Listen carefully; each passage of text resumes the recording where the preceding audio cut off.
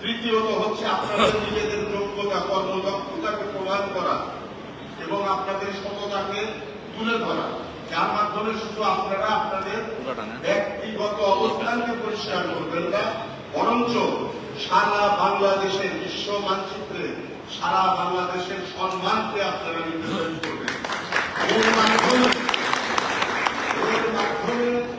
আমরা আরেকবার প্রমাণ করতে চাই 24 পরবর্তী বাংলাদেশ মাননীয় প্রধানমন্ত্রীর নেতৃত্বে একটি উন্নত এবং জ্ঞানসম্মত বাংলাদেশ হিসাবে বিশ্বের দরবারে এগিয়ে চলছে অত্যন্ত দ্রুত গতিতে।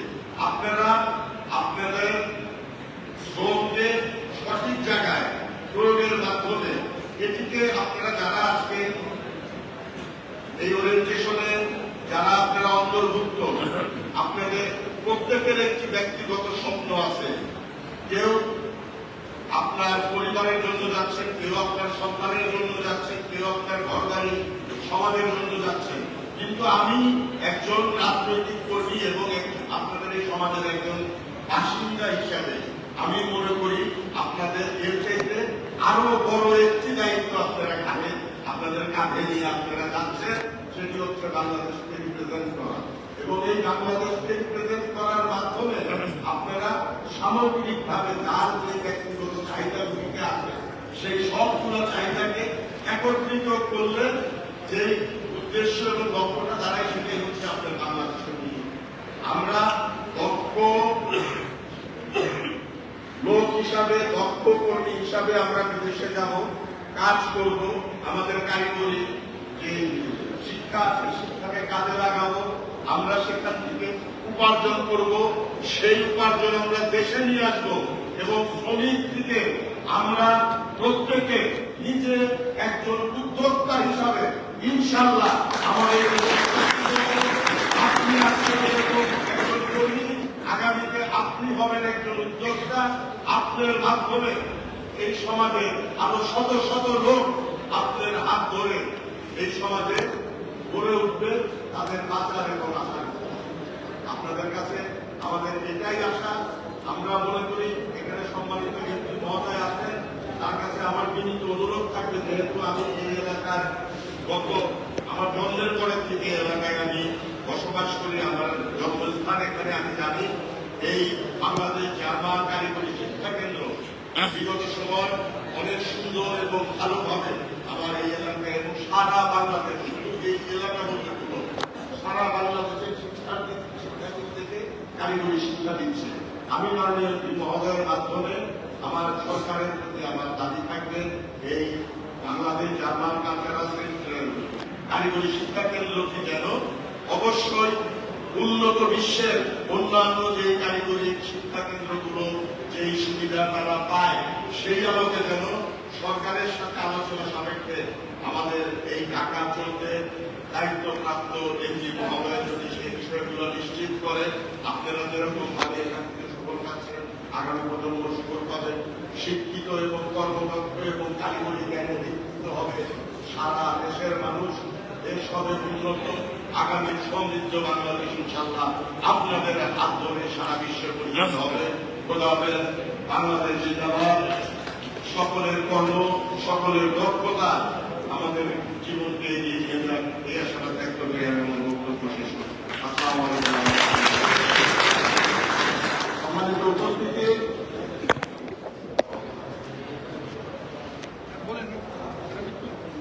সম্মানিত উপস্থিতি, এটি আসলে কোন রাজনৈতিক প্রোগ্রাম না, এটি একটি ইনস্টিটিউশনের অফিসিয়াল প্রোগ্রাম।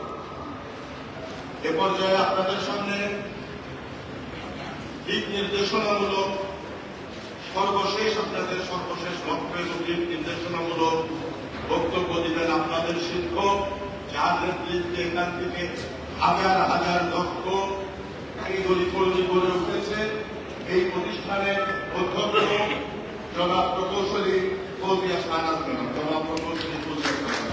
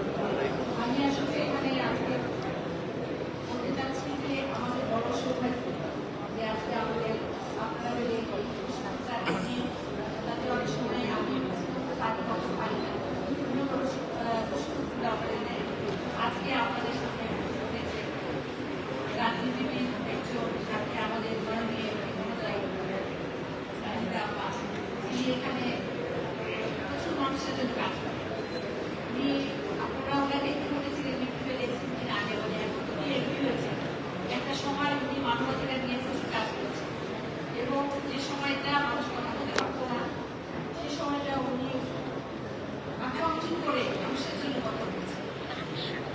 উনি আজকে এসেছেন আপনাদের জন্য, আপনারা এখন ক্ষমতায় এসেছেন, এখন উনি আপনাদের জন্য আরো কাজ করতে পারবেন। এই জন্য আপনাদের যে চাওয়া পাওয়া থাকে সেইটা একটু আপনাদের পক্ষ থেকে একটু করবেন, একটা ছেলেদের পক্ষ থেকে একটু করবেন, আর মেয়েদের পক্ষ থেকে একটু করবেন। তো এখন হলো যে মেয়েদের পক্ষ থেকে মেয়েদেরকে একটু করবেন, এখন কি একটু এদিকে আসো, এদিকে আসো। এখান থেকে ভাই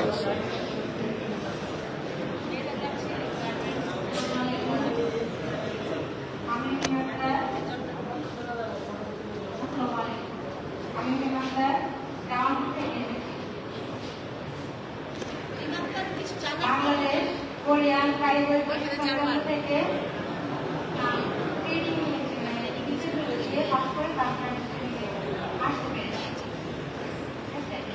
আর আমি জর্ডান নিতে চাই অপারেটর হিসেবে।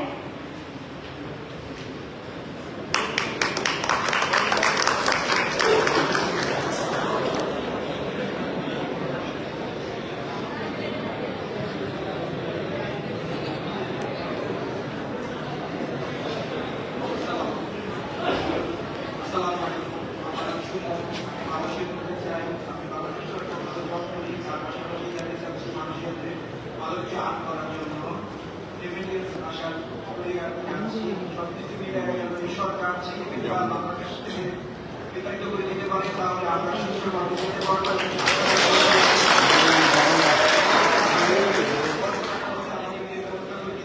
বাংলাদেশে যেতে পারি এবং আমরা নিজেদের ভিতরে পাঠিয়ে বাংলাদেশ উন্নত করতে পারি এবং তালামুক্ত যেন হয় সেই ব্যবস্থা যেন প্রদান করি, তাহলে আমরা করতে পারে এবং এটাই আমাদের আশা ব্যক্ত করলাম।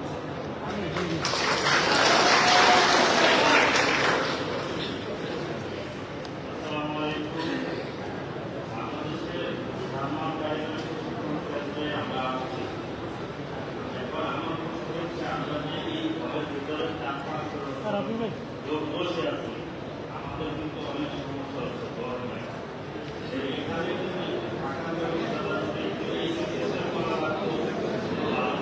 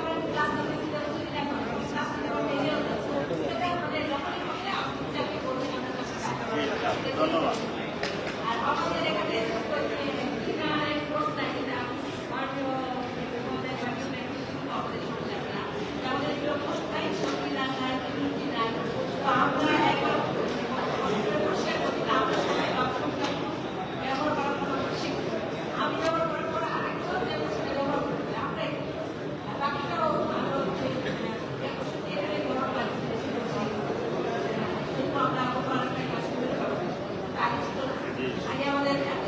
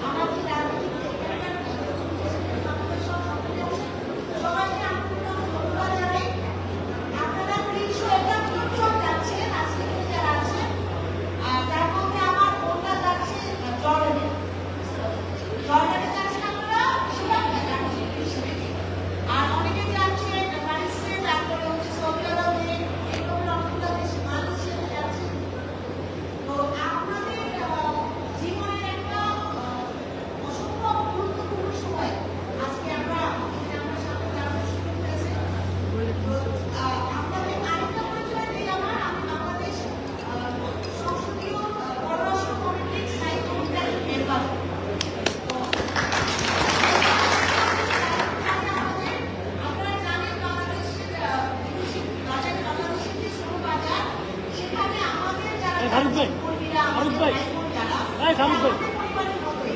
এবং তাদের উপরে বাংলাদেশের হাজারো পরিবার নির্ভর করে এবং তারা তাদের ভবিষ্যৎ নির্ভর করে। তো আমাদের কথা হচ্ছে আমার জীবনের মূল্য যতটুকু আপনার জীবনের মূল্যও ততটুকু। আমাদের প্রত্যাশা থাকলে আপনারা যতই চান এই সংস্থার মাধ্যমে যাচ্ছি যেন আপনারা বৈধভাবে বাংলাদেশের নামটা বিদেশের মাটিতে উজ্জ্বল করেন। আপনারা অক্লান্ত পরিশ্রম করবেন সেখানে যেয়ে পরিবার থেকে 1000 মাইল দূরে থাকবেন, এটা অনেক কষ্ট। কিন্তু সেই বিদেশের মাটিতে যেন আমরা বাংলাদেশের নামটা উজ্জ্বল করতে পারি। আরো একটা জিনিস যেটা আমি আমার পক্ষ থেকে বলতে চাই যে বাংলাদেশ মন্ত্রণালয় বা যেটা বৈদেশিক শ্রম কল্যাণ মন্ত্রণালয়, সেই মন্ত্রণালয়ে তদারকি করছে প্রত্যেকটা দেশে যেখানে আমাদের কর্মীরা যাচ্ছেন, আমাদের শ্রম বাজার আছে প্রত্যেকটা দেশের সাথে কিন্তু এখন খুবই গুরুত্বপূর্ণ যোগাযোগ থাকছে। কারণ আপনারা জানেন বিগত কিছুদিন আগে যে যুদ্ধটা হলো সেই দেশেও কিন্তু আমাদের প্রায় 200 আমাদের বাংলাদেশে ছিলেন।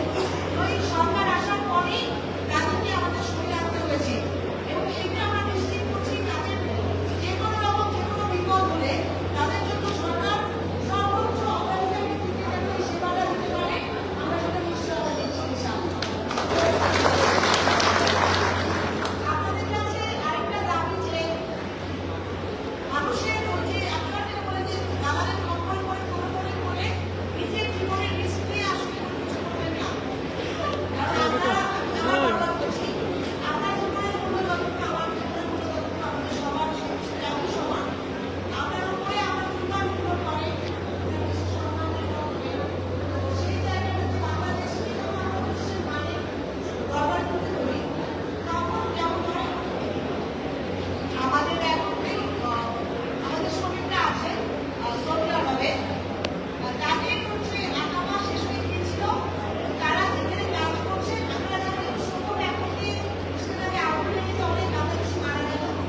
সেই মারা যখন গেল তখন তাদেরকে লাশ আনতে গেল বাংলাদেশে। দেখলো যে অনেকেরই আসলে কোনো কাগজ নাই। ওইটা অনেক বড় একটা সমস্যা। তখন ওই সরকারকে বুঝিয়ে তাদের কাগজ করে এবং তাদের প্রকাশ করে তারপর তাদেরকে আনতে হয়েছে। আমি চাই না আমার ভাইরা আমার বোনরা যারা জীবনের ঝুঁকি নিয়ে এই বিদেশে যাচ্ছে আমাদের দেশের জন্য রেমিটেন্স যোদ্ধা হিসেবে কাজ করে আমার দেশের অর্থনীতি চাহিদা করছে, একটা পরিবারকে দাঁড়া করাচ্ছে, গ্রাম উন্নত হচ্ছে, বাংলাদেশ উন্নত হচ্ছে। আপনাদেরকে যেন আমরা সর্বোচ্চ সেবাটা দিতে পারি ওই বৈধতাটা আপনারা নিশ্চিত করবেন ইনশাআল্লাহ। এটার অধিকার, এটা আপনার নিজেদের অধিকার, এটা আপনাদের অধিকার। এটা আমাদেরকে বুঝে নিতে হবে এবং আমার বাংলাদেশ সরকার আপনি জানেন মাননীয় প্রধানমন্ত্রী অত্যন্ত আগ্রহী এবং তিনি কিন্তু অনেক পদক্ষেপ নিয়েছেন। আপনি নিজে উনি মালয়েশিয়া নিজে সফরে গেছেন, চায়না নিজে সফরে গেছেন যেন আমার দেশের সবচেয়ে বড় শক্তি কিন্তু আমাদের জনশক্তি। এই জনশক্তি যেন সেটা তাদের সুযোগ হয়, তাদের অর্থনৈতিক অবস্থা উন্নত হয়, তাদের নিরাপত্তা নিশ্চিত হয়, এটার উপরে কিন্তু বাংলাদেশ দাঁড়াবে। সেই কারণে আমরা সবাই আছি আপনাদের সাথে এবং আজকে আপনাদের পিছনে একটা উজ্জ্বল আপনাদের জীবনের সামনের সময়টাতে ইনশাআল্লাহ আমরা সাথে থাকবো, পাশে থাকবো। এই ইনশাআল্লাহ আমি এখানে নিয়ে যাচ্ছি ইনশাআল্লাহ। আর আপনাদের যে কোনো অসুবিধা বিদেশে যাওয়ার পরে আমাদের মন্ত্রণালয়ে যে কোনো ধরনের আমাদের সাথে যোগাযোগ করবেন, আমরা সেই নিশ্চয়তাটা আপনাদেরকে দিচ্ছি। যদি কোনো অসুবিধা হয় অবশ্যই সরকার